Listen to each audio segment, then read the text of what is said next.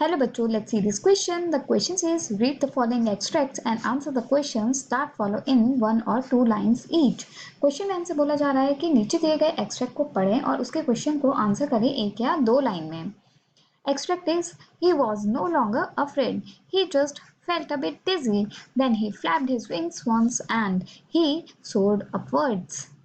मतलब कि अब वो और ज्यादा देर तक इस चीज से डर नहीं रहा था, बल्कि वो थोड़ा सा डिजी फील कर रहा था, मतलब उसको चक्कर से आ रहे थे. फिर उसने अपने विंग्स को दोबारा से फ्लैप किया और वो ऊपर की ओर बढ़ गया, उड़ने लगा.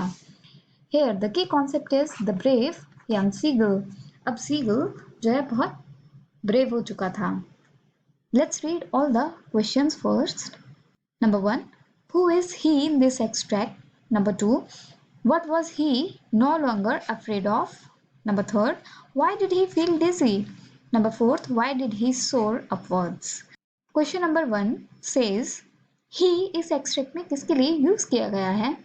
Solution to this question is he refer to the young seagull in this extract. इस extract में he young seagull के लिए use किया गया है. Question number 2, अब ही जो है वो किस चीज के लिए डर नहीं रखता है? Solution to question number B is he was no longer afraid of flying now as he dive for fish and start flying. अब ही जो है मतलब कि यंग सीगल अब उड़ने से नहीं डरता है और वो फिश के लिए डाइव भी करता है और फिर उड़ना शुरू कर देता है. क्वेश्चन 3, ही डिजी फील क्यों कर रहा है? मतलब ही को अब चक्कर क्यों आ रहे हैं? Solution to this question is he feels dizzy because he was flying for the first time. ही को चक्कर इसलिए आ रहे हैं क्योंकि वो अपनी लाइफ में पहली बार उड़ रहा था. क्वेश्चन 4, अब वो ऊपर की ओर क्यों बढ़ गया? Solution to this question is because he was not feeling headlong now and now was no longer afraid of flying.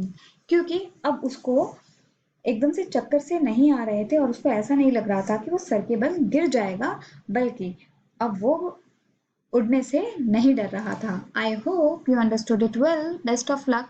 Thank you.